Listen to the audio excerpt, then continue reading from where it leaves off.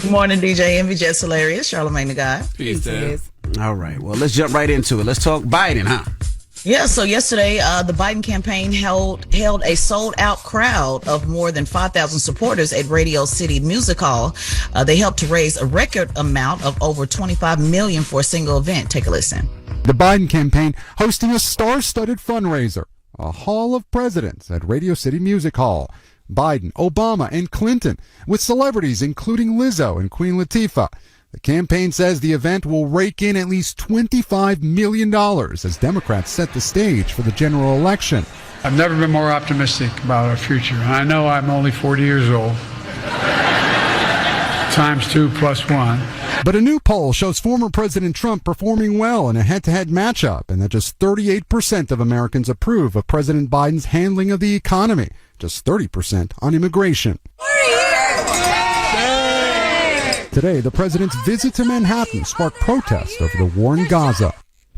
You don't realize how many police officers are in New York City until events like this happen. Between the mayor being up here yesterday and, Radio City being like a block away, and all those presidents in town, it was police on top of police yesterday.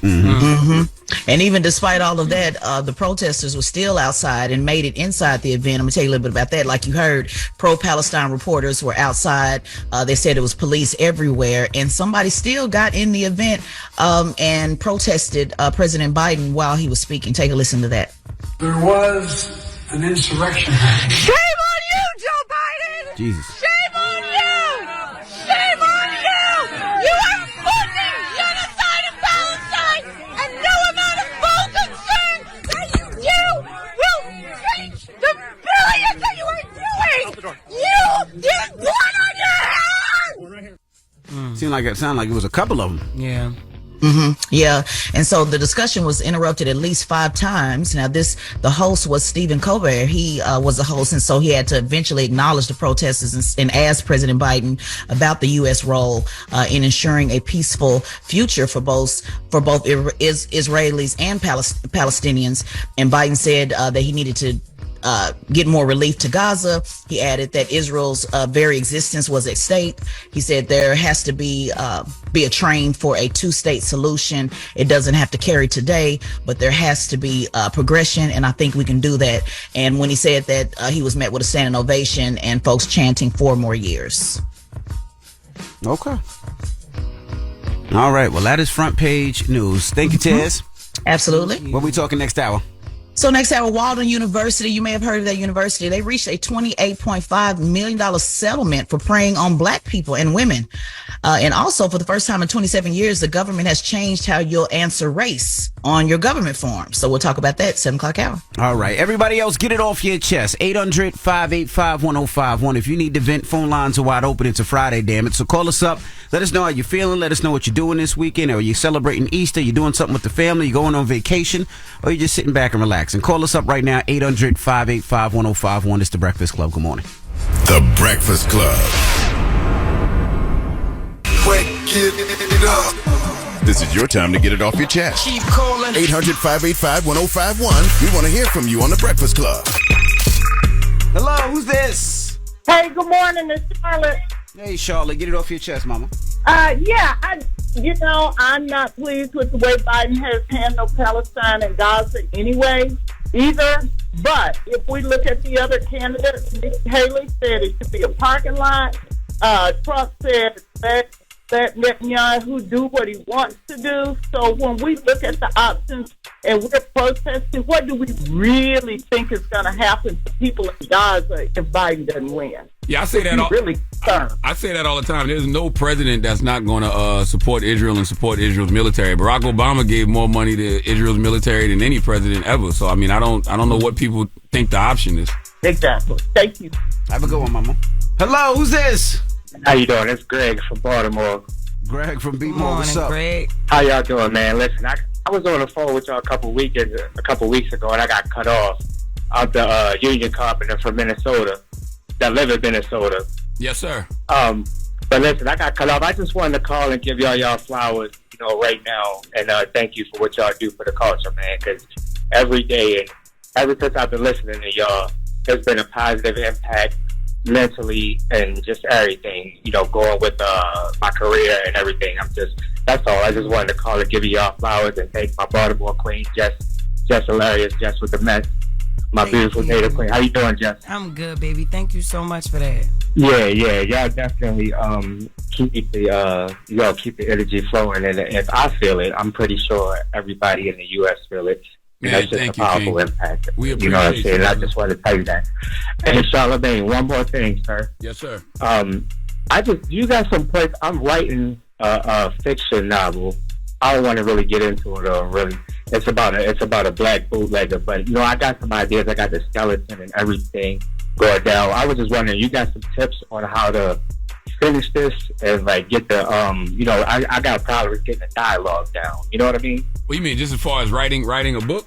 Yeah, correct. Yeah. I mean, just tell your story. I mean, the thing about the book structure, you might have to bring somebody, a professional in to help you make it actually be structured like a book, because you just might be writing a long story right now. So you need somebody to help you put the chapters together, edit it, all of that good stuff. All right. Got you. All right. Well, y'all have a good day, man. Peace and blessings. Happy Friday. It's good to talk to you. Same to you, brother. You just turned. As soon as Jess hear books, she get disgusted. First of all, no, I'm just like, what is going on? This is the book man. James, what up? Get it off your chest.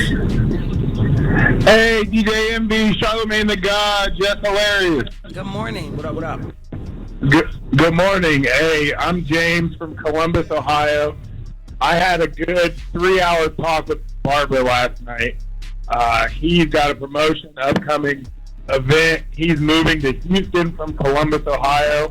His name is Case Cut on Instagram. And for the past 10 years, he's been more like a best friend, a brother, a counselor. Charlamagne, you talk about black men not sharing their feelings, but he's been there for me through thick and thin. And I just want to give him a shout out. He's moving down at the beginning of April. So everybody in Houston, look him up. He's that guy. Okay, right, man. We'll do, brother. Have a good one. Now you got to find a new barber, take man. Care. Hey, I refuse to cheat on my barber. Like you said, black men don't cheat. Nah, that's real. I'm not going to cheat. He'll be back to Ohio. That's real. Poor boo-boo. All right, man. Have a good one. People don't understand how important the barber is to a man, because it ain't even just about the haircut, man. It's a lot of it is the conversation. Yep. You go in there and you unpack some stuff with your barber. Salute to my guy Ty, man. Ty, appreciate you always. Get it off your chest. 800-585-1051. If you need to vent, hit us up now. It's The Breakfast Club. Good morning. The Breakfast Club. It's a new day. This is your time to get it off your chest. Wake up. Whether you're mad or blessed. It's time to get up and get something. Call up now. 800-585-1051. We want to hear from you on The Breakfast Club. Hello, who's this? Top of the morning, envious Montana. What's cracking? Montana, what up? Get it off your chest, brother. I'm looking forward to spending this Easter weekend with my kids, man. I want to give a shout out to them, Tyrell, Princess, Brooklyn, and Blake. I love y'all, and I want to give a shout out to you guys too. Envy, Uncle Charla, and the beautiful queen, Jess Hilarious. I love you guys. I'm a truck driver. Thank you, brother. Keep me going every day. Hey. No problem, Uncle Charla. I love you too, Blake, man. The voice for real. And Thank congratulations on the little one, Jess. Thank you so much. That's right. You have a good one, brother. Yo, appreciate that, Envy. You guys have a blessed vacation, man. Can't wait for y'all to come back. It's lonely in that truck without y'all. I know. Sir. Aw. All right, brother. Hello, who's this? Love truck drivers. Yo, you know the vibes. Envy is Mellow. What's the word? Mellow. What's the word? What up, Mellow? What's up, your Uncle Charla? Mellow, what up, King? How you doing, King? Yo, Jess, how you doing? I'm gonna call you Cameron, because every time I see you, I smile. Oh, that was so cute. What's that? Boo. So shut that. So this is what I need to get off my chest, man. I need ladies to stop judging us men off of what happens during round one. Like, I should not go on social media and see you talk about is giving Chris Brown part and stomp the yard too fast. Like, oh my God. God. Do all that and tell the whole story. Like, nah. Like, make sure you tell them the part where, you know what I mean, you got the long and strong. I don't want to hear the rest of that. Like, come on. Tweeting between rounds is disgusting. That means you didn't do nothing. That is so messed up. If she can post on social media between rounds, you ain't doing nothing. Damn, Mello. But first off, don't shoot the messenger. I don't have those problems. I just seen it, and I know it's a problem, and I just wanted to talk about it. Yeah, he's standing up for these brothers. How old are you, Mello? You feel me? I'm 29. Yeah, 29, you shouldn't have those problems. But I'll tell you one thing, when you get our age, it's one and done. Ain't no rounds. It's one and done. Right? Ain't no round. You gonna get a round. All right. No. Listen, I'm a blessing and a half, and you know them honey packs and them Hennessy. You feel me? Nah, I got a little heart problem. I can't be doing the honey pack. I tried the honey pack. Ordered me some honey pack before. What's honey pack? Honey pack. What's wrong with you, man? Honey pack is a gas. It's like a gas station. A honey pack. No, I ordered mine offline. You know what I'm saying? What but you is can it? put it in your tea. You know, and it's supposed to help you stay solid. Oh, okay, I got you. Stay solid. I got you. I don't got time for all that though. Heart be beating all crazy. Hey, Trav. Yeah. What's that, Envy? You know, Charlamagne was just telling us that one time he tried the honey pack with you. But what's up, brother? That never happened. I don't cheat on my wife. I don't know what in the world Envy is talking about over there, Char. He don't know what he's talking about either. He just be talking. Good morning, Trey. What's up, Jess? What's up, baby? Listen, I just gotta say this real quick, yo. Y'all know Jussie Smollett, right? Yes. Yes. Y'all know that little light-skinned liar. That man is bringing that stuff back up in 2024. And I just want to tell him real quick. Please stop bringing that mess up that when you lied on those people and leave that stuff in 2023, 2022, and 2021. You lied. It's okay. Stop bringing it back up. I'm tired of it. On behalf of gay men everywhere, stop embarrassing us. But isn't he in court, though? He's taking Yeah, it. he's appealing it, and they want to hear his case again. But I'm tired of hearing about it. Yeah, he's the one that took it back to court. He lied on them strong African men. I thought it was a coordinated thing.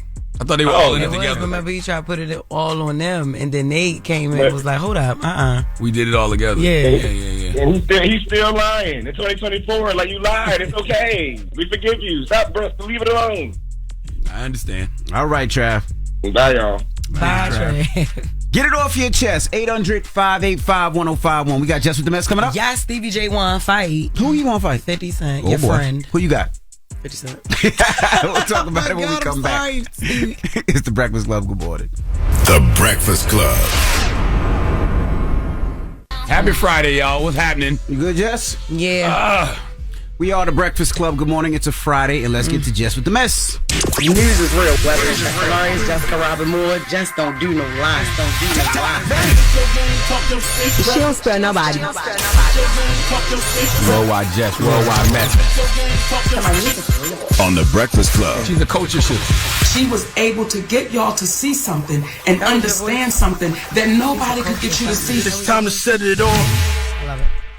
All right, 50 Cent trying to gain custody of his son after Daphne Joy, his ex, was accused of being Diddy's sex worker. So Daphne Joy was recently named in Lil Raw's lawsuit. This nigga said, this Wigga said, I'm going to take everybody down. Court documents stated that Daphne was paid a monthly fee to work as Diddy's sex worker and receive payment via wire transfer. When the news went public, 50 Cent couldn't help himself, of course, and he posted a picture of him smoking a cigar on Instagram, and he captioned, mocking his child's mother. He said, I didn't know you was a sex worker, you little sex worker. LOL. Yo, this a movie. 50 Cent is now being accused of rape and abuse by Daphne Joy. So Daphne accused him of all of that on Instagram. She said, everything is a joke to you until our safety is compromised, which is happening now. Let's put the real focus on your true evil actions of raping me and physically abusing me. You are no longer my oppressor, and my God will handle you from this point on. So 50 Cent's rep then put out a statement basically saying the things that's going on with Daphne right now is pushing me to feel like I have to get custody of my son because it's obviously an unsafe environment, and her allegations are baseless. Basically, that's what is going on, and he still continued to play for the rest of the day. So I wonder how serious will people take her allegations after when something like this goes down. Mm-hmm. Because 50 is seeking full custody of his son, and then she comes with that allegation. So it just seems like I'm saying this because I don't want you to get full custody of my son. Yeah. So I wonder how serious will the court take those allegations. And then in the video yesterday, she had posted that she was crying, but she was all glossed up, still cute. Daphne cute or whatever, but she was crying and she was really upset or whatever. But just pulling the camera out and crying, it's like everything, Everything don't have to be online. That's all I keep feeling. It's like, why is all of this playing out on social media? She was crying so cute. With everybody. But you know what? I seen yesterday too that the UMG boss, the executives at UMG was like, we've never been to Diddy's house. Like, so they're going back at Little Rod and Little Rod's attorney and saying some of the stuff that they're saying is lies. And I even seen something where Young Miami said, I wasn't even at the festival with Diddy. I was actually in New York for Fashion Week, and she showed videos of herself. So they're gonna have to prove a lot of that stuff that they put in those documents, because a lot of people are saying a lot of that stuff that they put in the documents weren't true. You think? All right. So say if they do find out like he was lying about a lot of stuff, Lil Rod, could they could sue him back, right? Absolutely. Like everybody could sue him back. Yeah. But the damage is already done, because it's what people already seen, is what people already believe, and I think this is part of the reason why the feds and Homeland Security is going so hard at Diddy is part of the stuff that's in those documents. Nah, I don't know. No? I don't know. I mean, I just don't know. I don't know if that's the lawsuit. But you said, I don't know. Yeah, I don't know if the lawsuit is the sole reason. I don't think. I didn't say sole reason. I don't think Homeland Security makes a move like that just because somebody sued you with a bunch of allegations. I said part of it because I'm sure they're interviewing a lot of those people to see what those people are saying. But I don't think we know nothing about why Homeland Security was in that house, if we're being totally honest. Yeah, well, we just have to wait and see. Everybody's speculating, but I really think we don't know. We'll know sooner than later, but we don't know. Everybody just hold their horses. Stevie J has also spoke up saying he wants to fight 50 Cent over recent claims about Diddy. So he was also named in Lil Rod's lawsuit. He was saying that Diddy knew that he was a fan of Stevie J. Lil Rod was a fan of Stevie J. So he is allegedly accusing Diddy of getting Stevie J to groom him, you know, and to committing homosexual acts and all of that. So 50 Cent went to Instagram and shared this post. The caption said, "Whoa, say it ain't so, Stevie J. What the F? This S is a mess," or whatever. Then Stevie J, we know he gonna respond. This is what he said. "Curtis, what's good, man? You and your feelings about Daphne? Is she with gang them? Or is it that you sucking Little Rod? However it go, I want you to fade, F all that. Since it's entertainment, let me beat the shit out of you on TV or something. Jesus. Don't duck that. I'm calling you out. What you want to do, Curtis? Curtis! It's time to come out and play. It just feel like everybody's too old for all of this. Everybody. Oh, no, absolutely. Everybody's too grown for all of this. Everybody is too grown. But, yep, so he said he wanted to fight.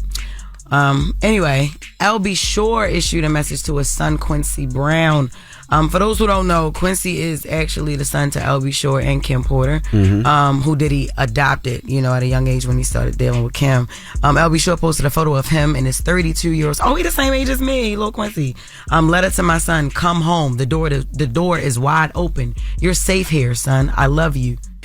Pops, you're biological. I hope you don't have Quincy number. That's what I said. I'm like, you posted this, and then not the door's wide open. You're safe here, son. You don't have a mailing address you can send that letter to. You don't have an email. Like, but this boy, you should have called. And this boy has been living with Diddy for a long time. Yeah, 52 years. I just don't understand why everything got to play out via social media. He might not. You know what? He might not have his son's number. They might not have a relationship where they that cool.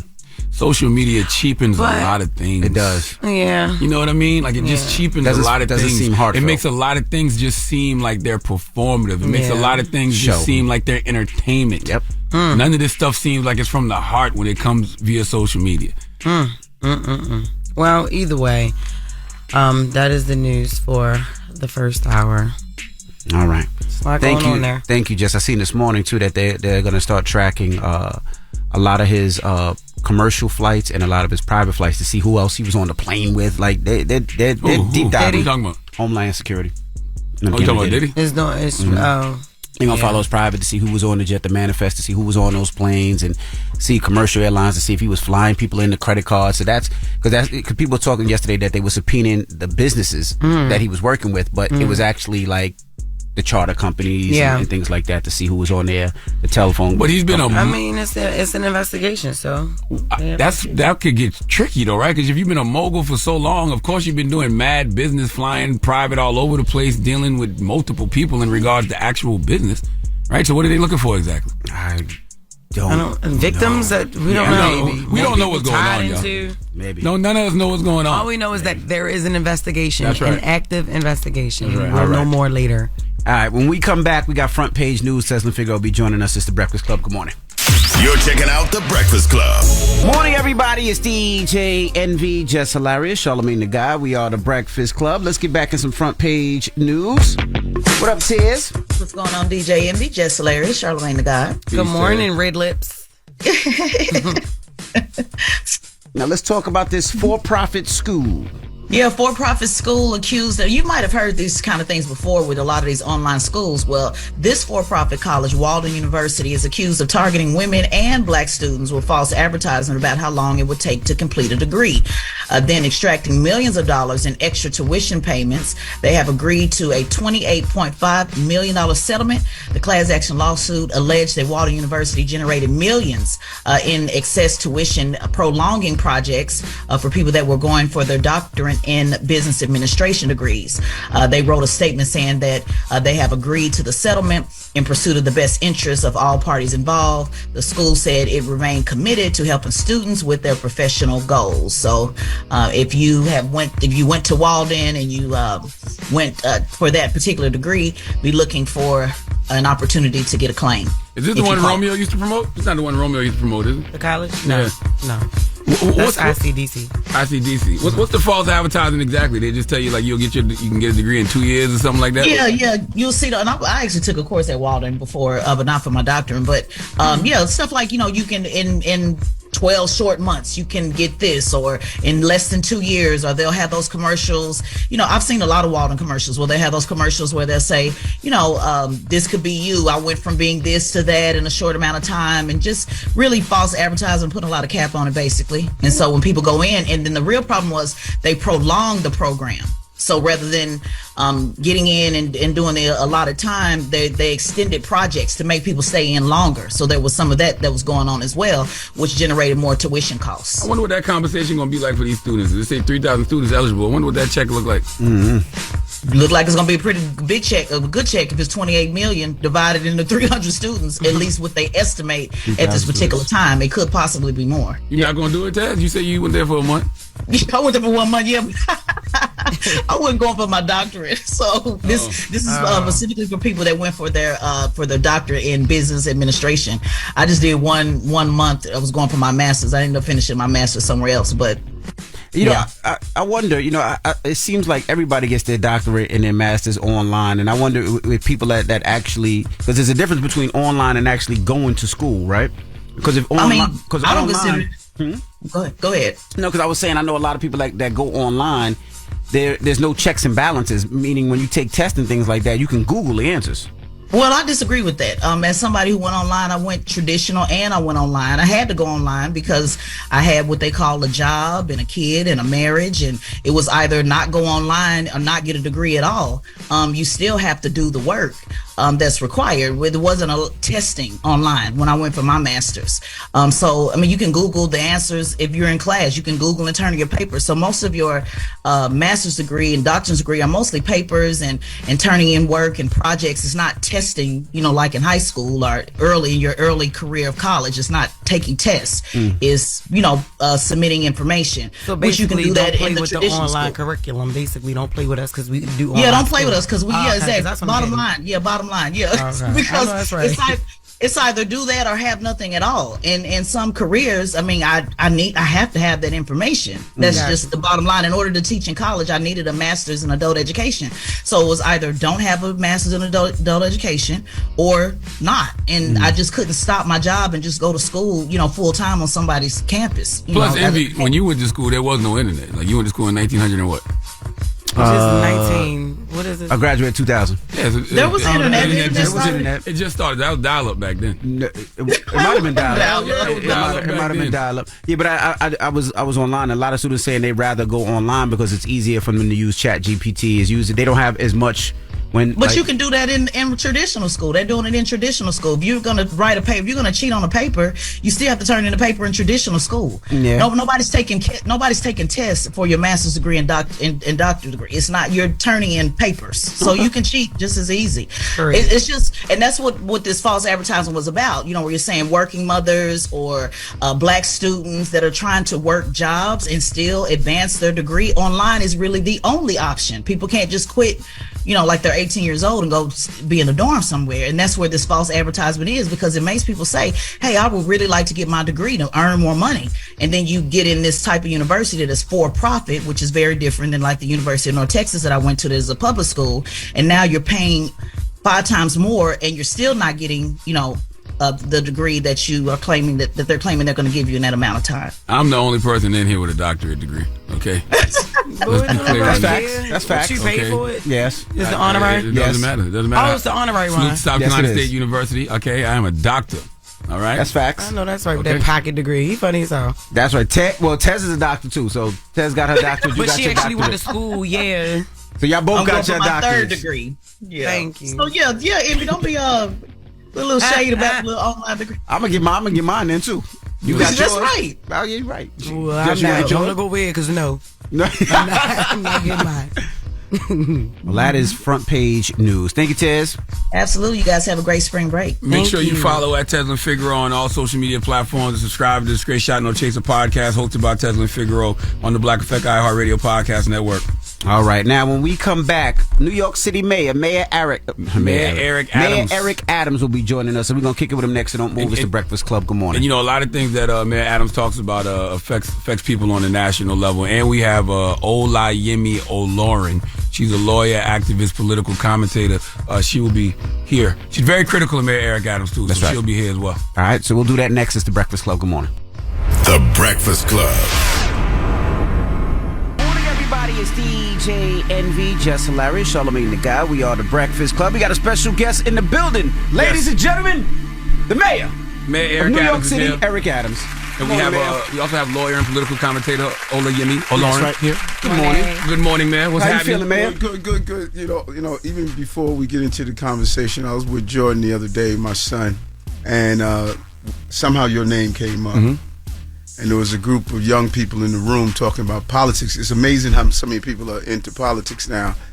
And they came up with saying something about, there were people saying that how you were trying to push Trump. And so Jordan pulled up this video, one of your shows, where you broke down each time you were talking about what was wrong about his race. Absolutely. And just broke it down piece by piece. And Jordan said, Dad, you know what? Truth doesn't matter anymore with folks.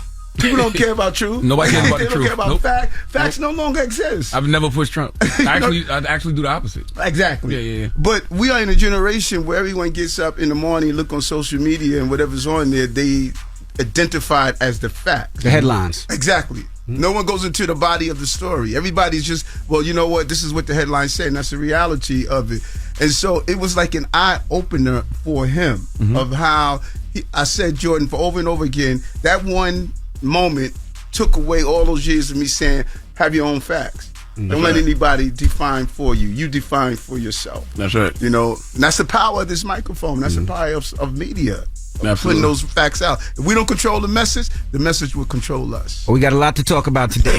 Your city. So today we reported earlier about congestion pricing, right? Yes. What's your thoughts on that? I think it's gonna cripple New York City. You got a lot of people. The bridges the tolls already high. It's $17, I think, for George Washington, $11 for the Midtown tunnels. Parking is extremely high, and now getting into the city, it's gonna hurt a lot of people to even drive in the city. And people are scared of the subways, with everything been going on, people getting, pushed into the train stations, crime, and people are scared of New York City. That's a lot. Let's unpack. Let's do the first one first.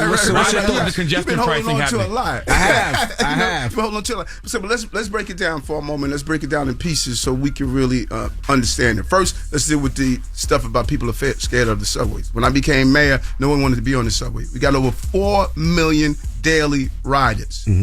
I was talking to one of my guys. I was talking to a sister the other day, and she said, you have about 200-300 crimes happening on the subway system. We have 6 felonies a day on our subway system out of 4 million riders. Look at those numbers. Our subway system is a safe system. And we put in additional 1,000 officers to do the high visibility, to deal with the reality, because safety is not only felt, it's perceived. So if those 6 felonies we got to get rid of. We're clear on that. But people are back on our subway system. But when you deal with specifically congestion prices, a lot of people don't realize these are the city streets, but we had no authority on it. Albany passed the law and turned it over to the MTA. This is the MTA's baby. They should have allowed the city to be able to control how congestion pricing was done. So that $15, we were able to fight to get $100 million to deal with the environmental impact in the Bronx. We were able to fight to get those who are shift workers to get a discount, those who make less than $50,000 to get a discount.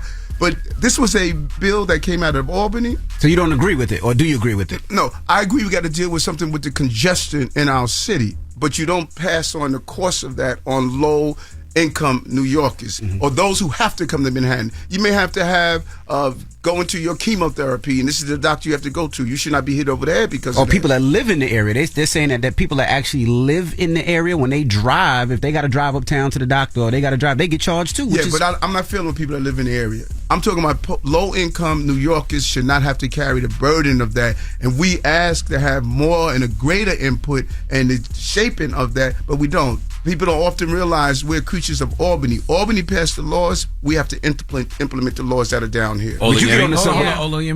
I think you're right that there is a difference between perception and fact and how people feel about safety and the way people feel about the subways. And I think it's your own rhetoric about the subways that has a lot to do with why people feel scared, despite the fact that millions of people ride the subway every day without incident. But you've continued to fearmonger about crime in the subways. You've added 2,000 police officers, despite the fact that you've acknowledged that the subways are not that dangerous. And I think you're right. Poor New Yorkers should not be the ones who bear the brunt of this, but they will if they already have the subway being turned into a place that they have to fear, that there's a National Guard, that there's a hyper visibility of police, that they're trying to stop people with certain records from even using them, and now you have this congestion price. So how do you reconcile that? Give me the quotes on my rhetoric, because I'm lost on that. Can you give me the quotes? That you fairmonger about the subways? Yeah, you've consistently done that since the day one of your administration. One of the first things you did was add 1,000 officers to the subway because you claimed that the subways are unrideable. You and Hochul did this and said how dangerous it is, and you recently did that when you deployed the National Guard. Sister, but that wasn't my question, Queen. My question was, what was my fear mongering? What did I say? You continuously say, I could point to a number of videos and quotes and everything from you, but you've said repeatedly that the subways are dangerous, that New York is dangerous. You complain about crime relentlessly. So what I'm saying to you is, if you are saying that New York is one of the safest big cities in this country, which is true, and you're recognizing that the subway stations are in fact not half as dangerous as they're presented to be, I'm saying, how do you reconcile how your rhetoric has played into people's fear? And not even just rhetoric, I would say the actions, because she's right. If you tell us, which is different, but it's the same thing though. If you put 1,000 police officers in the subway, 2,000 police officers in the subway, that don't make us feel safe. We think something's wrong if you're doing that. Let me peel back again, because you gotta always peel back this stuff, because oftentimes how you're depicted in the media that I don't control is how people interpret you.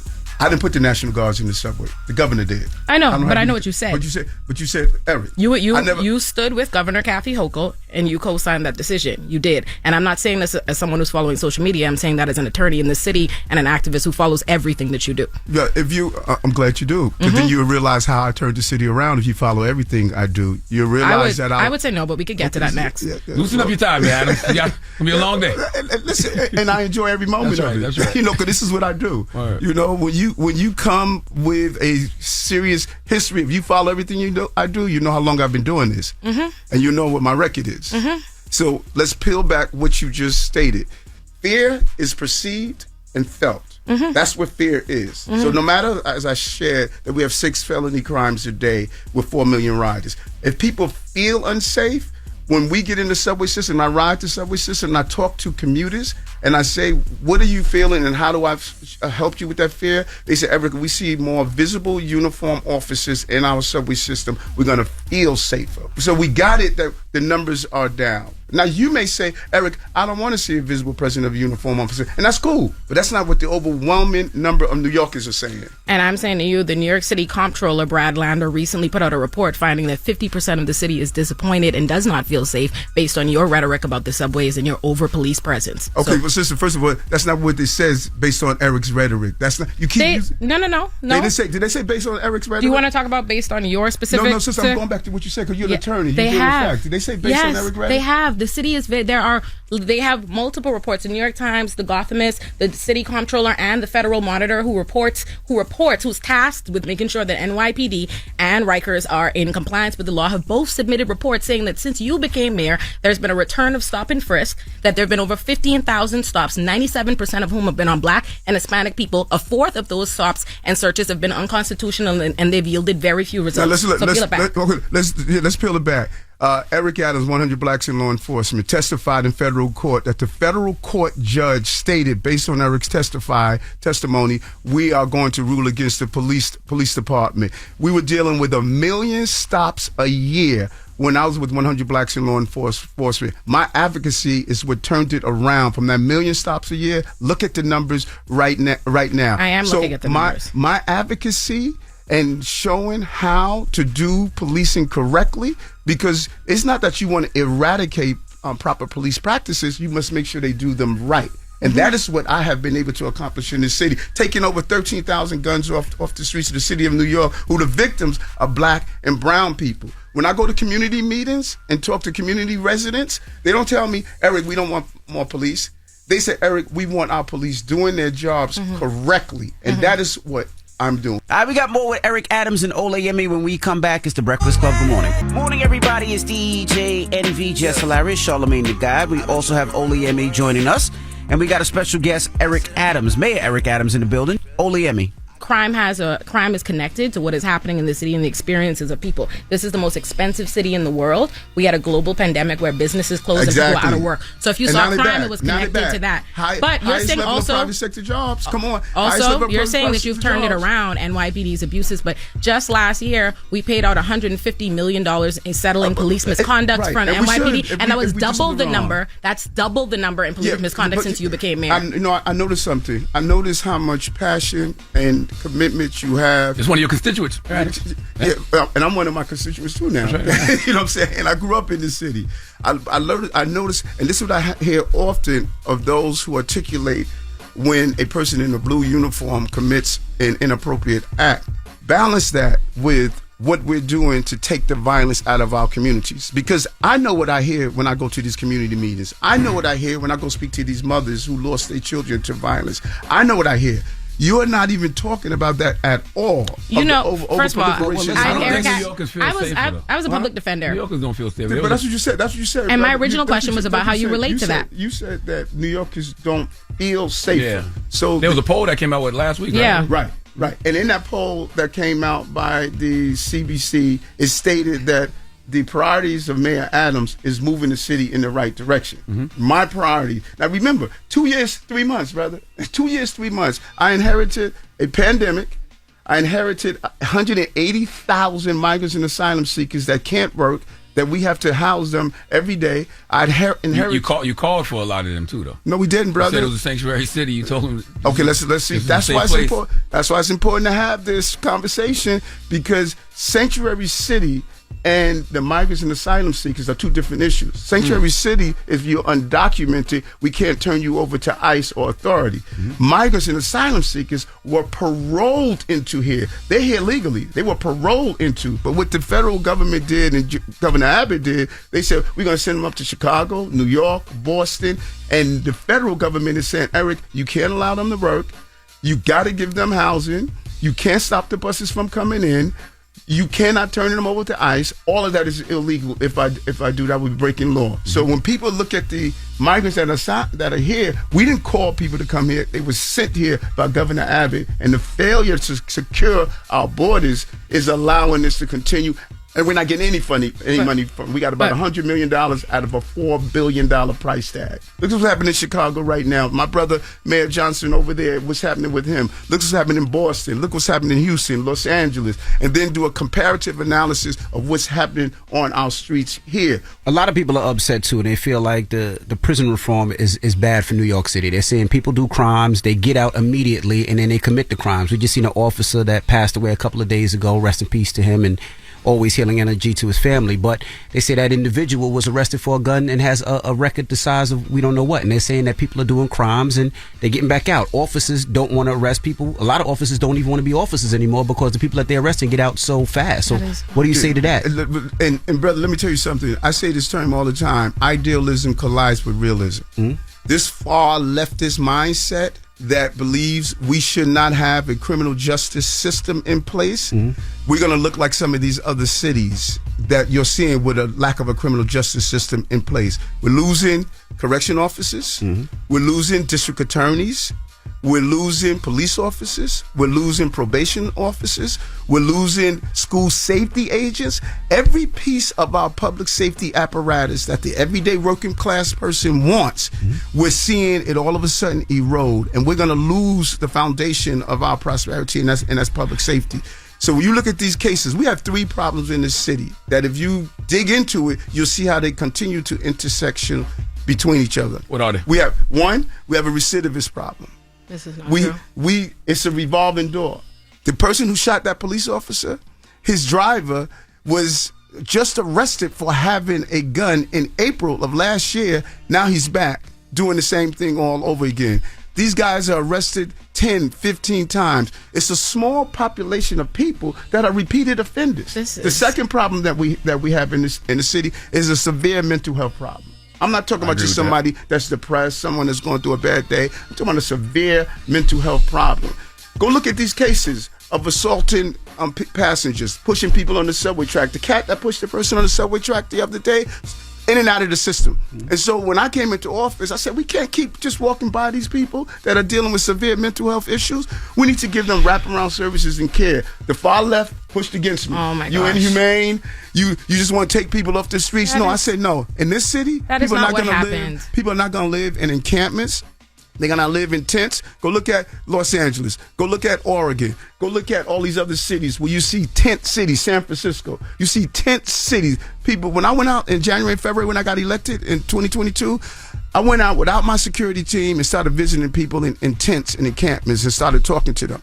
Bipolar, schizophrenic, human waste, drug paraphernalia, stale food. I said, I'm not going to do this. My city's not going to be like San Francisco. It's not going to be like these other cities where you're watching people living on streets in tents and tents. You don't see that in New York City. Third problem we have is random acts of violence. If you have 24 hours in a day and something that happens to you in an hour in a day, you start to define yourself as that entire day. Those random acts of violence are plastered on social media. They're plastered on By the NYPD newspapers. Twitter page. They're plastered on everything. People begin to believe that, I'm living in a city that's out of control. We are not. She made a good point, though. If NYPD is reposting that kind of stuff, what are we supposed to think? I said at the beginning. Everybody got a phone, brother.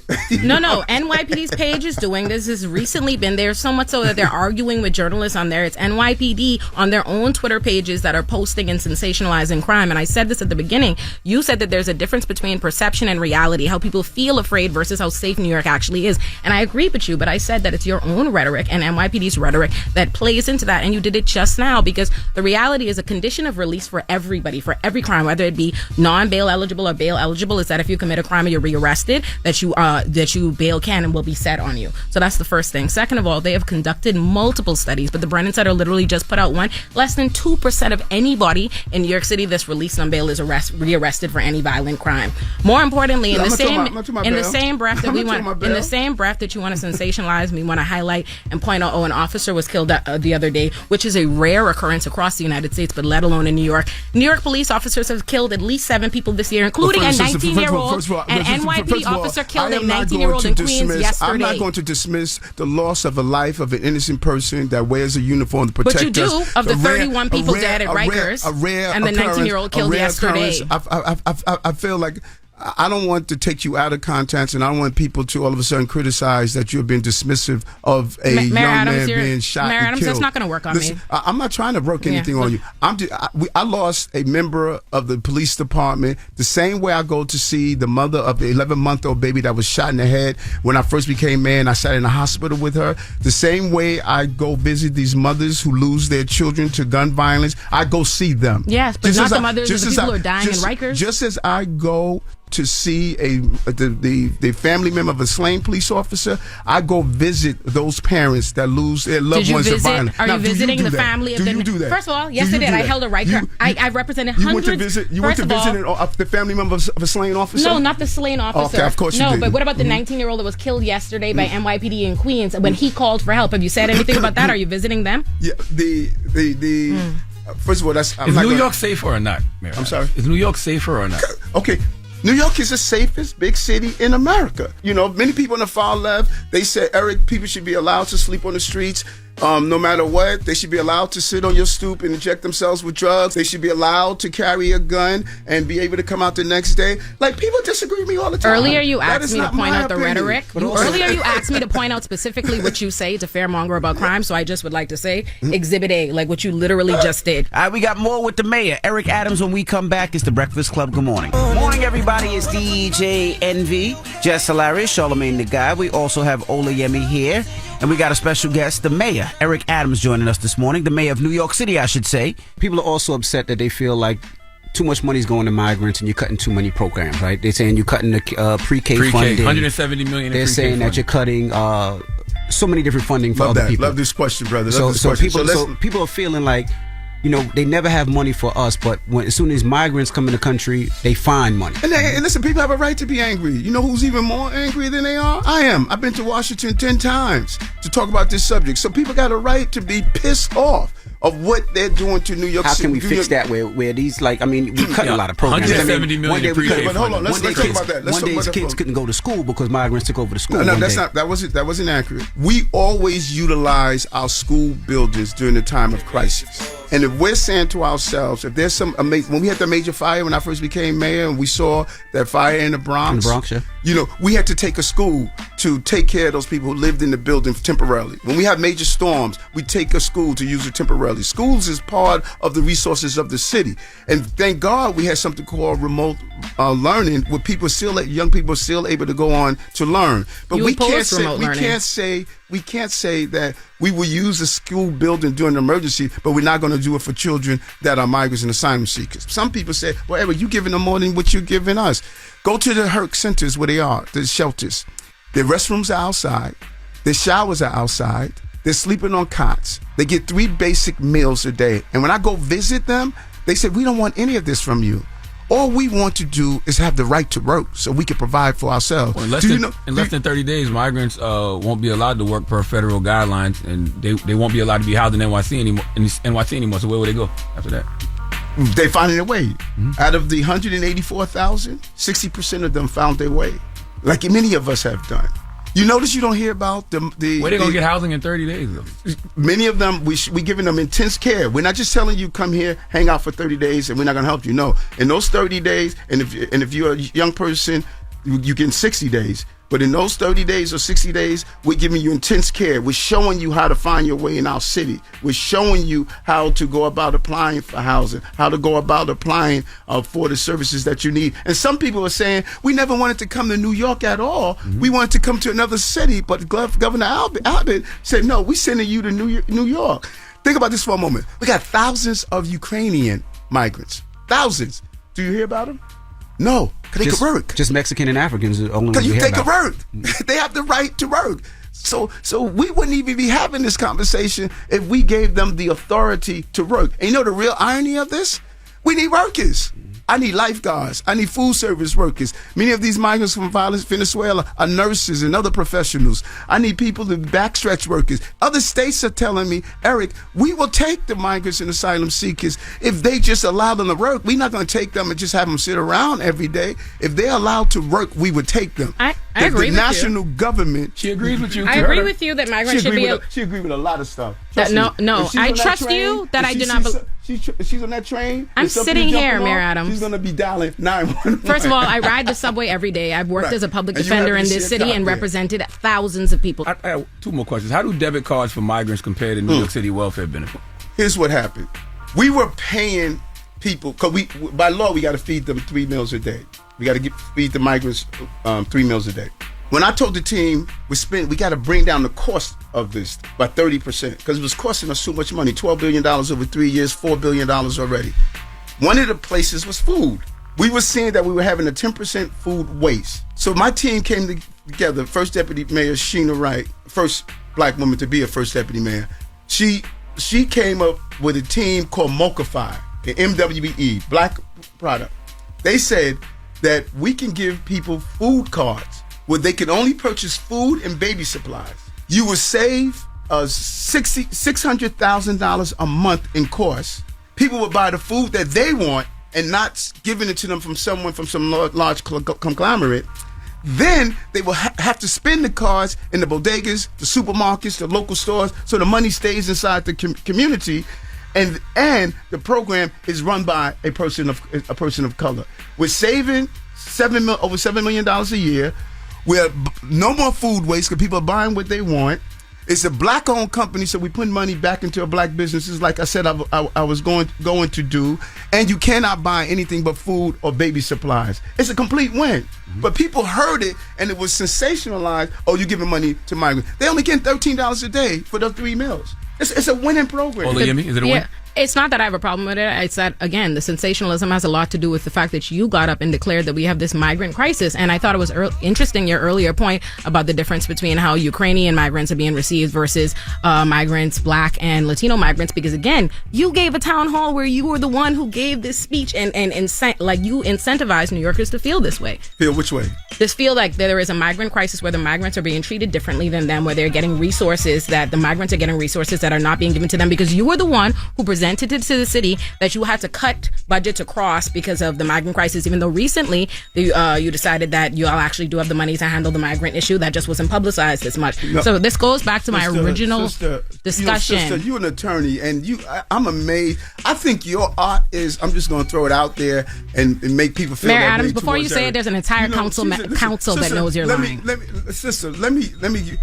We still don't have the money for the migrants. We're spending $12 billion in 3 years. $4 billion already.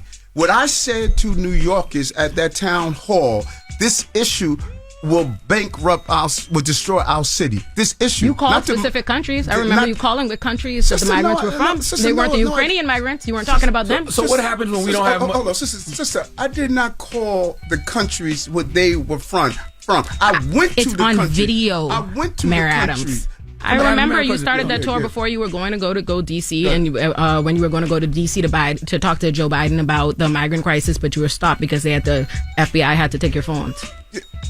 Good Lord, you just make up stuff. Did I make that up? That's reported. Sister, the FBI didn't seize your phones? Sister. The FBI didn't seize your phones? No. They didn't investigate your top aides. That's not happening. What did you just say? Mm-hmm. You just I said say, I remember the tour that you went on when you were going to the border, when you were and going when did I to come DC back? to talk I came back because somebody had to take my phone? Because it stopped. I said I remember on the day of. I remember it because it was reported. You got amnesia. Oh, me and the news. Me and the media. So what happens when New York City doesn't have the money for migrants? Mm-hmm. And then, the migrants are in this city, and they probably have to do what most poor people have to do, which is sometimes resort to crime. Right. How is that going to make the city safe? Right. And that's part of the problem. The real focus should be on our national government that's saying, why are you doing this to New York? Check out what they're doing. They're doing it to New York. They're doing it to Chicago. They're doing it to Los Angeles. Mm-hmm. They're doing it to Houston. What is the same in all those cities? All black mayors. All black mayors. And so what we're saying, same thing that I'm going through here, my brother Johnson is going through. My sister Bass is going through. My brother Turner is going through. So our folks, what they wanted to happen, Governor Abbott wanted to happen, we're going to turn these cities against their mayors. We're going to create this environment where they're all going to go against their mayors. Go Google what they're doing to my brother in Chicago. Go Google what they're doing to Sister Bass. So the cities have now turned against these black mayors that are making real change for the first time. By over-policing black people. And they're using this to say, okay, these black mayors are not competent. They can't run their cities. They're getting everything to the migrants and asylum seekers. This was a perfectly executed plan that we are buying into. To make black mayors look bad across the country. And when we're doing just the opposite. No migrants was going to Los Angeles until Bass became mayor. When the first female black mayor became mayor, when she became mayor, they said, let's start sending them to Los Angeles. They playing us, man. They playing us. Wow. You know that? I respect any elected official who can come have this conversation because these are the tough questions. from your constituents? Yeah, without a doubt. You know, what can y'all do to work together? we should. Yeah. Because no matter... Both of y'all care. Yeah, without a doubt. We have to separate the 10% of disagreement and focus on the 90% that we agree on. I know retrospectively I'm going to be appreciated as a mayor that lived up to what I said I was going to do. I'm not going to do that now. You know, people always clap on us when we in the ring. But when my gloves are hung up, people going to look at, listen, that was an authentic, bald-headed, earring-wearing brother that did his thing as the mayor of the city of New York. The most important city on the globe is being run by a person who was dyslexic, arrested, rejected, and now I'm elected. Be the mayor of the city. Well, there you have it. It's Mayor Eric Adams. Olayemi Olorin. It's the Breakfast Club. Good morning. Yes, that morning. was Chris Brown. That was Chris Breezy. Yes. Chris Breezy. Thank you to Mayor Eric Adams for Shout pulling out to up. Mayor Eric Adams. Salute to Olayemi Olorin. Okay, Olayemi Olorin. I don't think you said that right. No, I did say it right. I did. Olayemi. Olayemi. Okay. Look, I like that. She was in his ass. Okay. Yes, go follow. He wasn't backing down though. Nope. No, he wasn't at all. It's a great conversation. Go follow Olayemi at MSOLURIN, Miss Olorin on Instagram, MSOLURIN. All right, well, let's get to Jess with the Mess. Yes. News is real. Whether it's Jess Hilarious, Jessica Robin Moore, just don't do no lies. She don't spare nobody. Worldwide Jess, worldwide Mess. On the Breakfast Club. She's a culture shift. She was able to get y'all to see something and understand something that nobody could get you to see. It's time to set it off. Safari announces his new book, Allure of Celebrity Dating. You got something to do with that, Charlamagne? No, I don't. If that was me, I would have told him to name it. Nah, that ain't it. No, right, please. That's a better headline. Definitely. And then also, I've been seeing that his page, he said his page was hacked after post on Twitter about wanting to attend Nicki Minaj's concert in disguise. He said he was going to wear a jean vest. And so that he posted that like a couple nights ago. Like, he didn't say he was going to wear a jean vest. I'm going to be in disguise and I'm going to be wearing a jean vest. You're going to be the only one in there wearing that. So they're going to see you talking about a disguise. But he said that wasn't him that posted that. The next morning he was like, oh my God, my account was hacked. Nobody believed that. Nobody believed that. And listen, I be so sick of celebrities doing that. They'll post something. I think they be all liquored up and all high up. Mm-hmm. You know, he's somebody. Okay. You know, and he be high up and drinking and stuff. And then they post. They got the liquid courage and they post. And then they wake up the next day and they like, oh my God. And then they say that they were hacked. Mm. I was a person that was truly hacked. They don't just hack and give you your stuff back. Like that takes a so they gotta days. wait. They gotta wait. Like you should wait 3-4 days. Yeah, I mean, like you can't just wake up and be like, "Oh no, I was hacked," and then you didn't even delete the post that you said that the other people had posted. But here's the thing: if he wants to go see Nicki Minaj perform, why can't he go see Nicki Minaj perform? I mean, he can. He was clearly one of the first Barbs. He was probably her first fan. Yeah, he was the first Barb. Safari's the first Barb, probably her first super fan. Yes. So why can't he just go to the show? You go with security so the Barbs don't try to attack you. And I don't think they're going to do nothing to you in person. No way. Of course. It's about how Safari move. It's about how, like, it's just so corny. That'd be funny as hell to watch Safari in the crowd with Nikki, though. And while Nikki performing, he doing all the moves from the crowd. You son of a, like, I'm talking about doing all the ad-libs. She ain't even performing. Did it on him. He just... But look, it's interesting because after that, then he announced the new title of his book, The Allure of Celebrity Dating. So I think this was all a rollout. Okay. But it's getting tired, Safari. No. Congratulations, Safari. Yeah, congratulations. Are you going to read it?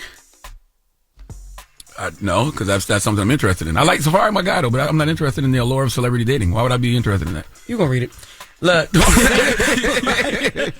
singer Mariah the Scientist has been trending on social media after she was seen getting into a physical altercation in an Atlanta bar. Now, I saw this yesterday, right? Now, the video started, she was already on the floor, all right? And then she was struggling to get up, rolling around down there. And she had a hoodie on. So, she meant business or whatever. But they was, like, speculating to see who it was. Now, Cleopatra, I believe Cleopatra's from New York, right? All right, but either way, they said it was her. Then they said it was one of Young Thug's baby moms. What's more believable is that it would be Young Thug's baby mom, one of them. That's just more believable in my opinion. And Cleopatra's spokesperson said no, she ain't had nothing to do with that. I think she is a rapper or something like that. Who won the fight though? I don't know. It started with her on the floor. They said she ran up and she got put down. But She was still cute when she got up. Wouldn't that suck if you was winning the fight, but as soon as somebody start recording this, when the person on the floor, it look like you're losing. But yeah, she the one that came in there looking for the fight, and then when they started the video, she was already on the damn floor. So either go hard or go home, though. I mean, it sounds like you're talking about wrestlers for real, though. Like WrestleMania is this weekend. Mariah the Scientist, Cleopatra. I know them names sound like wrestler names, don't they? All right, look. If you're looking for a Bible, what? A Bible. Bobblehead? Bible. Okay, Bible. God. Y'all know it's my accent. If you're looking for a Bible, Trump is now selling them for $60, y'all, and it includes the U.S. Constitution. Tracy Morgan calls Ozempic great and says he was glad to use it. Listen, a lot of people making fun of him for this, but so many people are against it, as I do the quote unquote thing. But listen, it helps some people. And if it helps him in any way, I say, since so many people acting like they don't get it and they're so against it, why not have somebody speak up and be like, shoot, I'm glad to use it. All these people that lose all that weight are probably on Ozempic. I don't have no problem with you being an Ozempic gold medalist. The only thing I would tell you is that what are the long-term effects of using Ozempic? No, I'm talking about long-term. Like, you don't know how that's going to affect you in the long run. Yeah, and then some people you can tell use it because, the skin is still flabby. It don't tighten your skin up. I thought you could tell because their head is usually big. It look like a bobblehead. Like their head. Yeah, like it's people can't lose weight in their head. Yeah, they look like how people looked when they first, like back in the day when they first started getting like the surgeries. The lipo. And wasn't telling nobody. That's how they look now. But you can look like, remember, can we, BASCARD? No. Oh, I thought you were Fat about to say Bastard somebody's name. from. Yeah, I know. Remember on the movie? Remember he had got the surgery and he was all flabby? Yes. Like that. People used to walk around looking like that. Yeah, like, and I went to the gym. Like, please don't say that. No, just Fat Bastard. Okay. All right. Over your chubs. I thought so too. I had my finger on the dumb button just in case. But listen, over your chubs. And he ain't even chubby. Who? Over your chubs. No. Oh, He's not even chubby. Why is his name Chubbs? It's not a part of the story. It's not a part of that Ozempic story. Oh, never mind. I'm sorry. Yeah. Chubbs. So this is Drake man's Lil Chubbs. He said little boy Kendrick should drop Drake this, but he know better. Ooh. So whatever. Well, actually, it's Drake's turn to drop the diss because Kendrick said what he said on the Future record. But it's actually Drake's turn to reply. But I think there was rumors that people said they heard a Kendrick diss or there was a Kendrick diss done. Yeah, but that's what you got in the tuck. By the way, I'm sure Drake got some in the tuck too. I'm just saying it's actually Drake's turn now. Yeah. It ain't, Kendrick already did what he did. It's your turn now, Drake. But look, all right, I see your finger. But listen, because they cut my rumor short. So look, multiple women online saying they were punched by just walking around in New York City. Yes, and that's crazy because you did bring this up a little bit. But one woman said she was assaulted walking home, and this is all in broad daylight, y'all. This is nobody not waiting till it's dark. Another woman said she was assaulted on her way to work. The third woman said she was attacked by walking her dog, and two of the women described the same suspect. Right, and all the women were white. I just want to let y'all know that officials said it's unclear whether the incidents they are investigating are connected, but they did find a guy. They arrested a guy. His name is Skaboki Stora. He's 40 years old and he is from Brooklyn. He's arrested. The picture of him, he does look deranged, a little deranged. He was knocking out Karens? That's what it was? They just punch him in the face. All white women. And it was this white lady. You have audio, play it. You guys, I was literally just walking. That's not and real. a man came up and punched me in the face. I saw the video. Oh my God, it I hurts seen the so video bad. too. Not I big can't as even hell. talk. Literally, I fell to the ground, and now this giant goose egg is forming, and I'm like, oh my God, it's so crazy. It sounds like she laughing, but no, she's not. She's not. She's in shock for one. And also, the reason I said it wasn't real because she sounds so stereotypically white. Like she was like literally. Oh, she sounded just like that. That's what I'm saying. And looked just like that with a knot in her head. And the other three look and sound just like that too. They white, so they just walk around and punched it out of nowhere. And Eric Adams talking about this is the second safest city in the country. Well, what's the first? Baltimore? I don't understand. What's wrong with this man? But the sad part is he probably be out. He's probably out already. He probably arrested him. Probably got a bond. He's probably out. Yeah, no. He was taken into custody on Wednesday in connection to the punching, and he's out. See? Yeah, that's crazy. Yeah, that's insane. Ole Yemi, what you gonna say now, girl? You got to come forth. All right, that's the second hour. Oh my goodness! Charlamagne, we give you a doggy too, man. 4 after the hour. I don't know what to say about this story, but we'll talk about. I want to have a discussion about it. But there's a Playboy playmate who offered. She just wanted to get her man out of jail. We'll talk about it. Oh no, that's she's a rider. Yeah. We'll talk about it. We'll get to it next. It's the Breakfast Club. Good morning. Wake up. You're locked into the Breakfast Club. Your execution on the donkey of the day is something to behold. Is it a read? He gave me donkey of the day, and I deserve it. People need to know. Well, you need to tell them. I am. You have the voice. Tell them. Tell them. It's time for Donkey of the Day. It's a read, but you're so good at it. You trying to be a fake ass Charlamagne. There's only one Charlamagne Damn, Charlamagne, who you giving Donkey of the Day to now? Well, Sexy Red, Donkey of the Day for Friday, March 29th goes to a woman named Shannon Teresa Marie Schwartz. She is a Playboy model. Yes, that Playboy. I don't know exactly what that means to be a Playboy model. I assume she's been in a Playboy or two, and she has posed in a bikini on the cover of Maxim magazine. Yes, Maxim New Zealand back in December. But we need to have a discussion this morning about just how far a woman should go for her man. Now, Shannon, who I will keep telling you is a Playboy model, has a boyfriend, and her boyfriend's name is Wilhelm Louis Huntzinger. He was charged with being a felon in possession of 205 rounds of Remington 223 caliber ammunition and some drugs and other stuff, and he's incarcerated in the Honolulu Federal Detention Center. Now, Shannon clearly loves her man and is willing to do anything to get her man out. But if I was her man, I wouldn't want her to offer what she offered to get him out. No. See, ladies, as a man, I don't want you to do anything that is going to possibly cause you to be in the same situation that I'm in. And in this case, it's jail. And I definitely don't want you giving away what you gave away. See, Shannon made a bribe to one of the officers. What do you think a Playboy Playmate would offer this federal officer in exchange for releasing her? Shannon offered the agent blank to help him persuade the judge to release her boyfriend. The agent says he received numerous missed calls, text messages, and voicemails from Shannon. Shannon told the agent that she was referred to him as someone who could handle a situation for a high-profile inmate. Shannon, who was a Playboy Playmate, told the agent that she was trying to secure her boyfriend's release and asked the agent to meet with him so he could see she was serious and she could give him what she had for him. Ladies, this isn't the way. I appreciate the help, but do you really believe your boyfriend would be okay with this? This is why you tell men when they go to jail, don't worry about what's going on outside, okay? You can't control what your woman wants to give someone while you locked up. You will drive yourself crazy trying to control what a woman wants to give someone while you locked up, and I damn sure don't want you giving things to other men, okay? Saying you're doing it for me. Shannon allegedly texted the agent, I can help with whatever you need. Not sure what your services cost. You paying him to service you? First of all, that's trafficking, okay? And you know what the agent did after she texted that? He opened a formal investigation into Shannon hot ass, okay? I guess Shannon didn't know it was an open investigation because she was too busy trying to open something else. The Playboy Playmate Shannon allegedly continued to contact the agent despite the agent informing her, I can't do nothing to help in regards to securing her boyfriend's release, but she's a Playboy Playmate. Did the cover of Maxim, so the agent agreed to meet with Shannon. Also, because Shannon wouldn't stop trying to throw it at the agent said she was persistent in asking for help. Now, this is when the agent was either trying to set her up or she was wearing him down, because the agent told Shannon that he would have to continue communicating with her on his personal phone.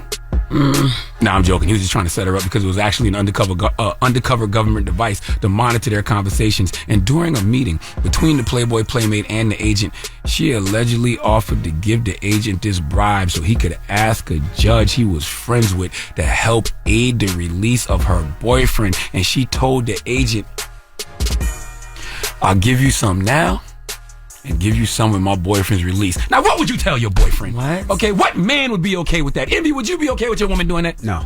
Jess, would you do that for your man? No. Ladies, we love y'all, but don't be giving up what's ours to get me out. Shannon then arranged a second meeting with the agent. How many dates they gonna go on? This is too much. And at the airport, she gave him some. Remember, she promised, I'll give you some now and then some when he gets out. All right. But I thought they were investigating. Right. So he not in trouble? That was part of the investigation? To see if she would really do it?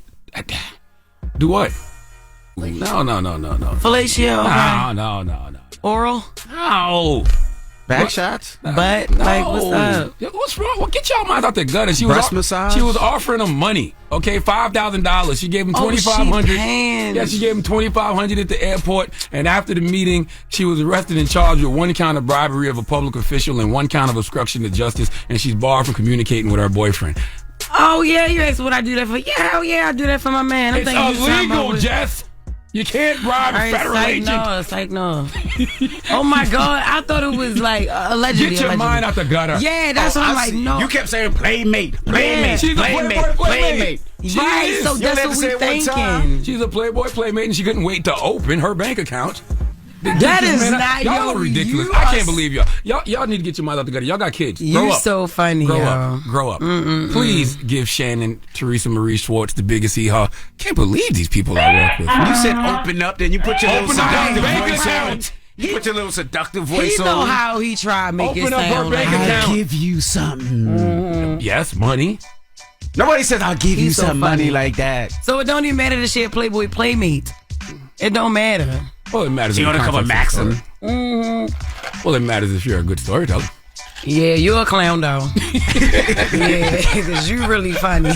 Now, I wonder if she would have offered that if the agent would have said, you know what, maybe. Right. Possible. Damn, so now both of them in jail. Both of them locked my up. God. Both of them. So now their mama got to come get her. Right. And mama got to offer something, I guess. Yeah, she ain't got no money. She probably ain't got no money. She probably be like, I got something else. Take them dentures out and get to work. Yeah. You don't know how old her mama is, though. Oh, man. All right, well, thank you for that donkey today. You trash for tricking us. All right, when we come back, Fat Joe will be joining us. We're going to kick it with Joey Crack. Crack! When we come back, it's The Breakfast Club. Good morning. The Breakfast Club. DJ Envy, Jess Hilarious, Charlamagne the Guy. We are The Breakfast Club. We got a special guest in the building. The icon living. Joey Crack, Fat Joe. Why fight the time when you can rewind the time? No, that's right. Why fight the time when you can rewind the time? Joe walked in and Joe said, Envy, I got a check for you. Okay. Envy been had a check. I've never used This rewind. guy I have with to the try red it. hair, it's hard for us to find the guy. This is the best. Yeah. Listen, we made this ammonia free. This won't break you out. You know how you got some people with the grays, they fronting like they like the gray? It's because the other brands will break them out. Some guys go to the hospital. This don't break you out. We made this ammonia free for the black and brown. You know, I do just for men. No, it's over for them. Yeah, you turned me into a drill hair groomer. You know the drill, hair groomer.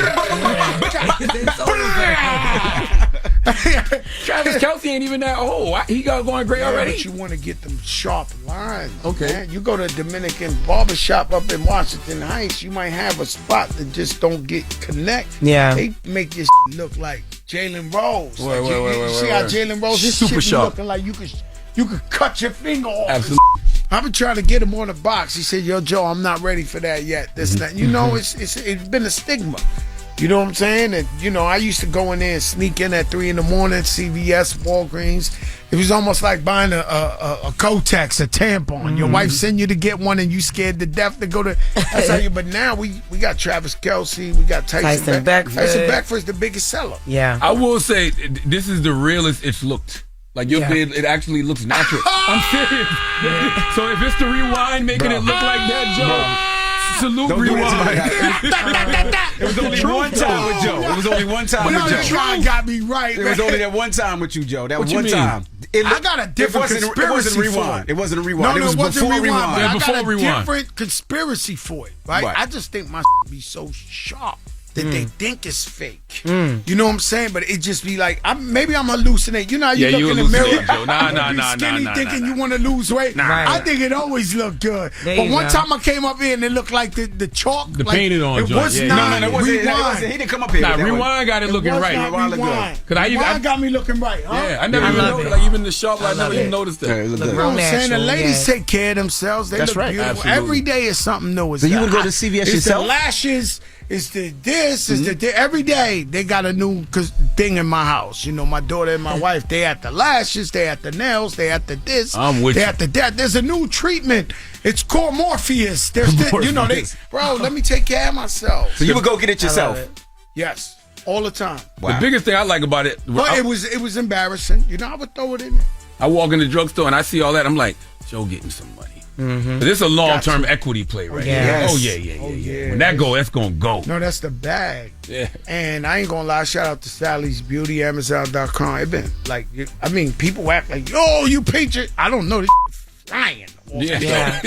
Somebody's buying. Word. Somebody's copping. You You know are what I'm saying? also making more men feel more comfortable That's about right. being able to do something like this without getting jokes and stuff. Like Charlamagne just told me that he don't grow his out because it's gray and all of that, all the salt and pepper. Yeah, you could get it now, boy. You won't break out nothing. You get that line. You look like Denzel, man. Why look 53 when you could be 40? Why look 43 when you could be 30? Yeah. I mean, this thing really, y'all, rewinds the time, man. I like it. What's going on? Speaking of brothers? rewinding the time, 20 years of lean back. Wow. My God. $1 billion on one stage at the Apollo in one night. Wow. $1 billion will be present. Wow. We can't keep them away. We just keep calling, talking about there's no way we're going to celebrate Lean Back, Fat Joe, and Remy Ma without coming. So the list of people, right now we only said Dipset, Locks, and us, but it's really getting disgusting out there, the lineup, and we just gonna have the best time. I don't know if it's legal to smoke weed out there, but smoke your shit, have your drink, come in positivity, have a great time, because this gonna be one. I'm making the top 5 New York City moment. So like when Muhammad Ali fought for the championship in Madison Square, I'm doing that type of shit. Like when they make a movie about this time 30 years from now, they're gonna say the night in Harlem, and Fat Joe's leaned back and the whole planet Earth came. It was too much in there. So I'm telling you, if you got a ticket, congrats. If you got a ticket, sell it for more now. Like it's too much out of control what's gonna happen in the Apollo. You know, I started amateur night. I won 4 weeks in a row in amateur night. So when I come back, it's always just home for me, you know. So we did it 360. We doing Apollo April 2nd. It's crazy. Is it like I'm telling you, it's gonna be crazy. What did Lean Back do for Fat Joe's career and his life? Well, God did a lot for me. You know what I'm saying? I went rich. I thought I could save the whole neighborhood, 30 guys in Cadillac trucks and paying everybody's bills and buying lobsters every night for 30 guys. Then I went broke. And I remember after What's Love, I was on my knees, praying on my knees, because that's where you got to do it. You got to like really feel the pain. When you're really praying for a miracle, it was like, God, one more chance, please, one more chance, one more chance. He gave me that one more chance. Yeah. That thing went #1 in the world. I remember the joint came out. I don't know if we could talk too much, but it was like 3 days after the song came out, and Little John asked me to come out at a show with him and perform. And 62,000 people were doing this. 3 days after, they was all like this. And I remember I looked to the back, and Kanye West was hiding behind the wall. He was like, oh, we got one, you know? And so for me, I don't get high. I don't really do nothing. Ain't nothing wrong. Smoke your weed, do whatever you want to do. But for me, my adrenaline, my get high is putting out hit records, hearing it in every car. You know, Lean Back, what it did do was they was playing this in the club. Like, I walk in the club, I mean, literally 30, 40 times in a row. Like, you be dizzy in there. You like in there, pan, pan, pan. I'm looking at it like, damn, is this gonna stop? You know what I'm saying? And they just, incredible moment for hip-hop music. And of course, for me and rap. Is Lean Back a 1B or number 2? What do you mean? In your catalog? Like, what's your best song ever? If I say, I'm not gonna say best, I'll say biggest. Biggest, I think, would be What's Love. The best song. Not best. Nah, the best is Lean Back. Okay. Lean Back is because you know why? It's like Shook Ones. It was made, like you said, for the gutter, for the streets, for the this, for the that. And then we had Britney Spears in them singing that joint and Pink in them. I was performing at one time when I did What's Love. I seen no black or Spanish people for like a year and a half. I was like, yo, when we going to perform this record for black and Spanish people? Because be careful of you blowing up. You with Jelly Roll, you ain't even seeing black or Spanish people. It's like, you know, because they're giving you the bag. You doing every big coliseum everywhere. You don't even know who's going on. Toby Keith next is you. And what's crazy is when I did What's Love, everything prior to that was just gangster music. So if you hire Fat Joe for 20 minutes, and I don't care, you the whitest guy in America, he's cursing for 15 minutes. He's going bad. Like, I didn't know nothing else. All I could do was perform gangster music and What's Love. Like, they be like, oh my God, this is the What's Love guy? Like, I mean, that is just the reality of it. All right, we got more with Fat Joe. When we come back, don't move. It's the Breakfast Club. Good morning. Good morning, everybody. It's DJ Envy, Jess Hilarious, Charlamagne the Guy. We are the Breakfast Club. We're still kicking it with Fat Joe. Now, I see you jumped into politics a little bit. A little bit, man. Fat Joe will be mayor of New York one day. No, Yes. No, sir. It's happening. I see you getting into that game a little bit. I don't know if it's not really a game. more. Not a game. Not a It's game. price transparency. Me and Power to the Patients been going to Washington. I went one time. So what's going on is 100 million Americans in debt because of hospital bills. The hospital, this right here, you could go is $9.99, $12.99. You know the price. You know what the water is, $5.99, $6.99. You go to the hospital, you don't know what they charging you. A kid goes in the thing for an EpiPen. They charge him $16,500. He goes online and Googles that an EpiPen is only $200. And so you could go to the same. This ain't black or Spanish either. You go in the hospital right now in hospitals all over America, every single hospital. They're charging you $2,000 for an MRI. They charging him $26,000. They charging him $64,000. Same hospital, same doctors, same tests. I don't think that's right. I don't think that's fair. And so the American people are dying because of this. Because what happens when you ain't got no family? No money. The family feuds. We break up the household. And this is the only thing that's bipartisan. So it's Republican, Democrat, it's black, it's white, it's Muslim, it's Jewish, everything across the board. This issue is dear to me. I went there 3 years ago and I remember a journalist girl said, yo, Fat Joe, what are you doing here? I said, well, I came for pressure. She was like, good luck. This is Washington. Nothing gets done here. I'm like, we hip hop. We created all this from nothing. $1 trillion business. You live in a castle off of hip hop. Do you get that? So who's gonna tell you can't get a law passed or whatever the case? All right. I go back the next year, 35. The first year, only one politician met with me. He was a Republican from Kentucky. His name was Guthrie. He said, I know what you're talking about. I got family all right, cool. 35. I went last year. It was 85 politicians. They passed a law in Congress that's cool, but it says estimates. Estimates are bullshit. Estimates ain't the real price. We want the price. So there's a new law coming from Bernie Sanders and Senator Braun that says you got to be held accountable for the pricing. And so that's my true passion. Did you? I know you got a bunch of phone calls when you did your video with the Trump sneaker. Yeah, the Kamala. That's what I was going to say. The Kamala. It wasn't the flex. The Kamala call you. Nah, it wasn't the flex. Look, it wasn't the flex. I'm a big sneaker collector. It wasn't it. I own thousands and thousands. I got the rarest sneakers. If Michael Jackson made a sneaker made out of the white glove, I got it. I got a sneaker that's made for Prince that Prince never got. Like, I got all the rarest sneakers in America, but that was not the flex. Did Kamala call you, though? Did she call you be like, Joe? Nah, they know where my heart is at. They know what that was just, it was wrong. It was sneakerhead stuff. That's it. All it was. I saw you was the only person in America got it right. It was sneakerhead stuff, but wrong. You know why? Because I'm mature enough to put myself out, stand out the box, be like, yo, if Cameron would have threw them sneakers up, you got to come around, Charlamagne. You got to come around, man, because, this guy, see, we have we have a short-term memory. We have a short-term memory. We forget that 2 years ago we was all like sick of this guy. We wanted it, and now we want the guy back. Because when you don't co-sign this side, you leave it open to you go over there. And I don't like the way it felt. I did not like the way that time felt when he was president. I'm trying to get a law passed, so I don't want to go too partisan with it. But you know what I mean. I tell people that he's a threat to democracy. Come home, man. He led an attempted coup. Come home, man. I'm not home. No, you I don't home. feel like that's our home.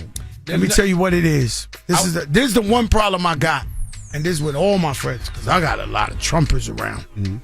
Oof. He's not a Trumper. No, I got. Oh, okay. Yeah, but when you stay neutral, what Martin Luther King says, silence is. He's not feeling Joe Biden and Kamala, right? I like Kamala. So You like Kamala? Yeah. Damn, that's good news. That's a break in. That's a break. All right, that's a break. That's a break in what I thought. Now, but what I'm saying is to say nothing is like to co-sign that. My thing is, I believe in we all made enough money. We all from here. We want to make more. I believe in capitalism, but I believe in looking out for the less fortunate. Of course. My best friends who are Republicans and Trumpers, they say, bro, you make so much money, you want to save in tax. There's a morality clause there for me where I don't feel good just saving taxes and I got to deal with, there's two donkeys out here. There's one that you put the thing on, and if you don't put the saddle on him, he can't walk straight. He's a donkey. Right? Then we're going to use that clip. Hold on. No. Yo, listen. Then there's another donkey. You make your choice when it's time, man, whatever the case may be. But I'm just trying to tell you, man, it's serious times out here. I like to think I'm with the righteous team. You know what I'm saying? That's just what I'm saying.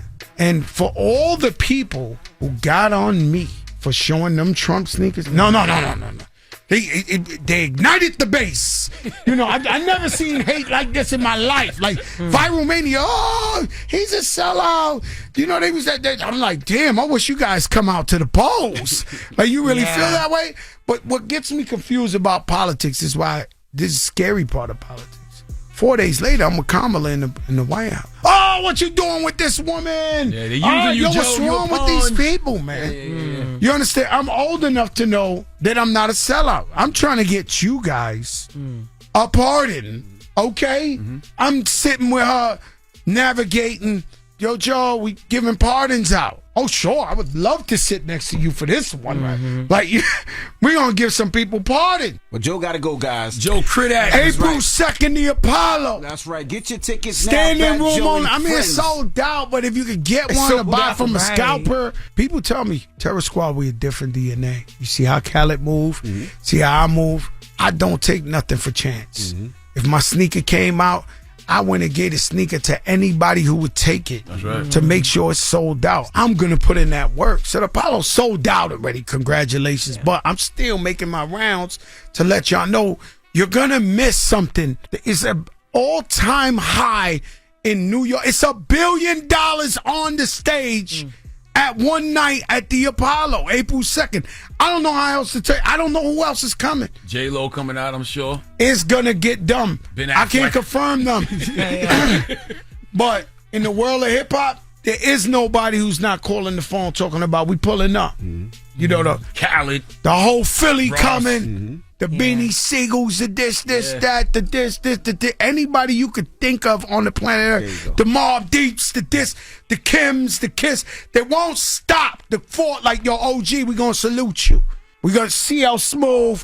It's just not going to stop. You might see, of course, you might see out of nowhere, girl, I've been thinking about you all day long. Like, we going real 88 on them. We going real 90. It's getting dark. G-Unit. Bo, we could get it. Bo, we could get the drama popping.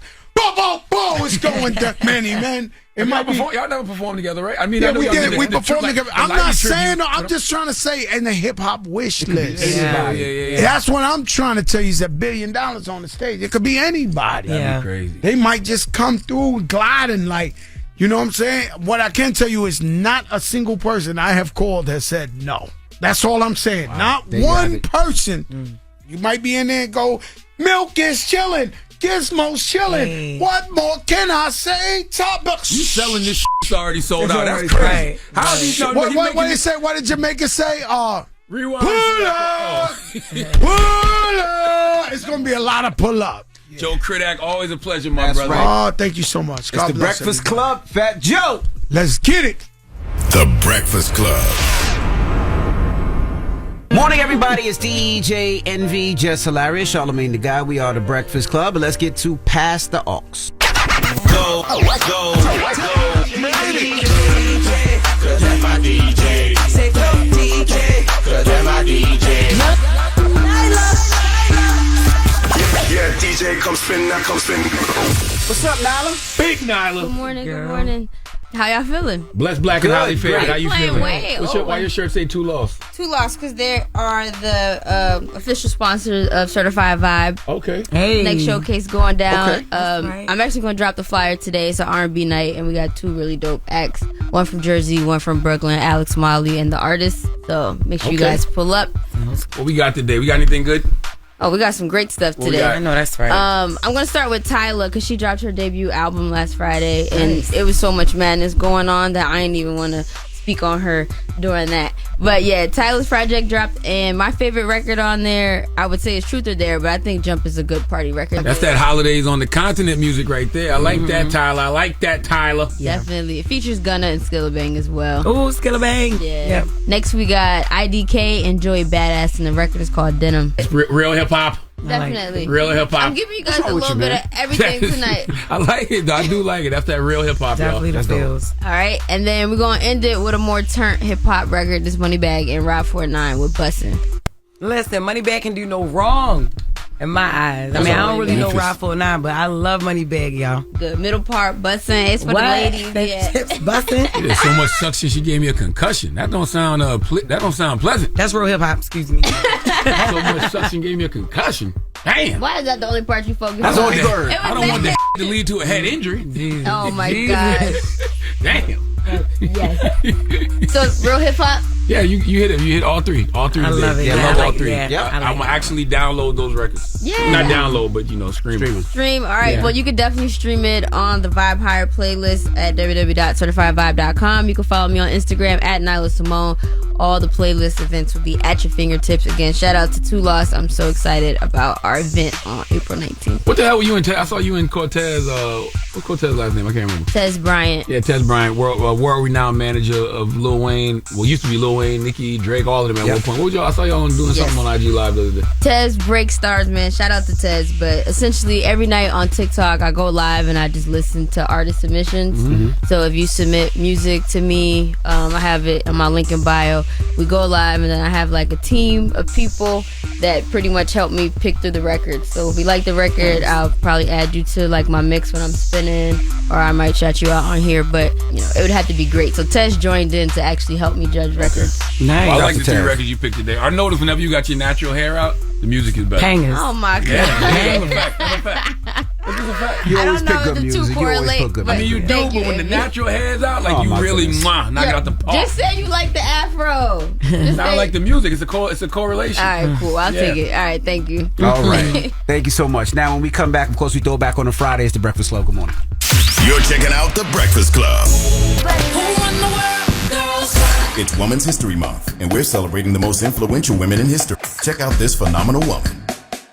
Morning, everybody. It's DJ NV, Jess Hilarious, Charlamagne the Guy. We are the Breakfast Club. Now, it's the last, well, it's not the last day of Women's History Month, but the last one that we're doing. Mm-hmm. And who we repping today? Our forever First Lady, Michelle Obama, who we all know is married to the first black president, Barack Obama.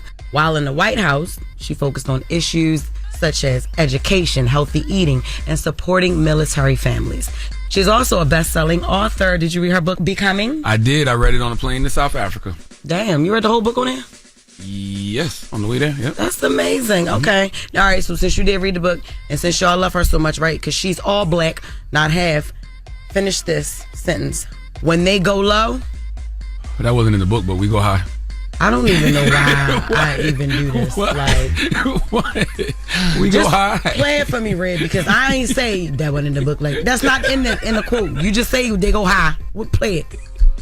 Motto is when they go low, we go high.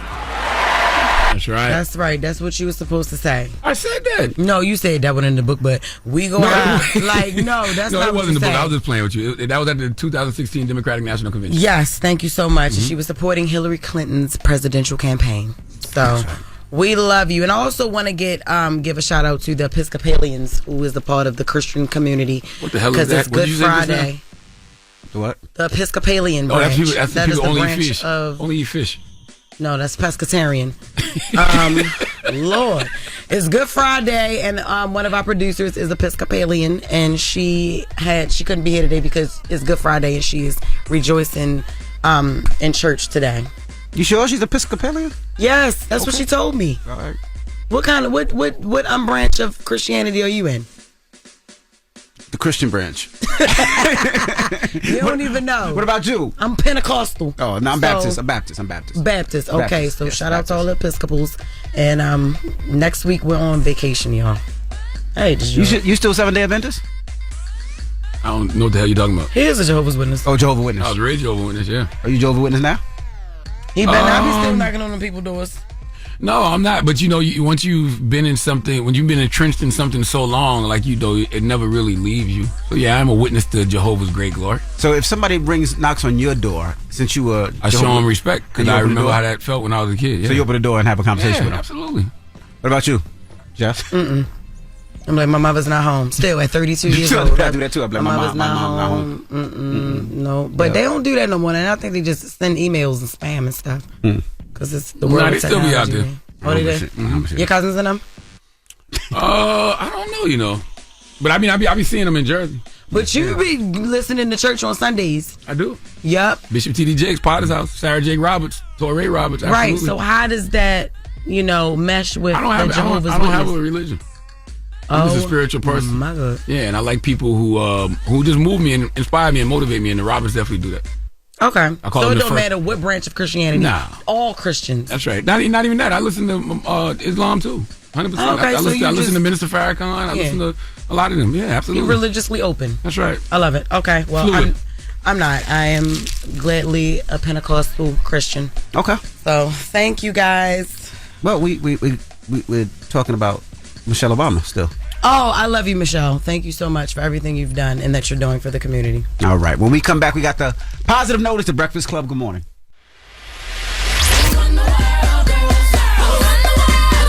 And that was another phenomenal woman in history. Morning, everybody. It's DJ NV, Jess Hilarious, Charlamagne the Guy. We are the Breakfast Club. It's time to get up out of here. You guys have a great week. Next week, we are on vacation. We are on spring break, baby. That's right. Yes. We are on spring break, and I want to tell everybody, man, make sure you go get your tickets for the second annual Black Effect Podcast Festival. It's happening Saturday, April 27th in Atlanta, Georgia, y'all. Wallow and Gilly will be on that stage. Jess Hilarious will be on that stage doing Carefully Reckless. Horrible Decisions will be on that stage. Paul Mine's podcast is on that stage. The Baller Alert Show is on that stage. Deeply Well with Debbie Brown is on that stage. My man Will Lucas will be on that stage. We got panels that include people like Damon John and John Hope Bryant, Carrie Champion, Ashana Ayers, and a host of others. We got the Picture Podcast station, just like we had last year. So go get your tickets at eventbrite.com or blackeffect.com/podcast festival. Okay, the VIP is sold out, but you can still get some general admission tickets, man. So go get the tickets right now at blackeffect.com/podcast festival or Eventbrite. And tonight, New Brunswick, New Jersey. I will be there. I got 2 shows tonight, The Stress Factory, 2 shows tomorrow. And then I'm on vacation, y'all. I'm not adding anything on Easter because I want y'all people to go to church and then eat and spend time with your family. So, no, I will not be adding any Sunday shows. But I'll see y'all tonight and tomorrow, New Brunswick, New Jersey. All righty. Oh, and the positive note is simply this. If you're not making mistakes and you're not doing anything, I'm positive that a doer makes mistakes. Have a blessed day. Breakfast Club, bitches! Y'all finished or y'all done?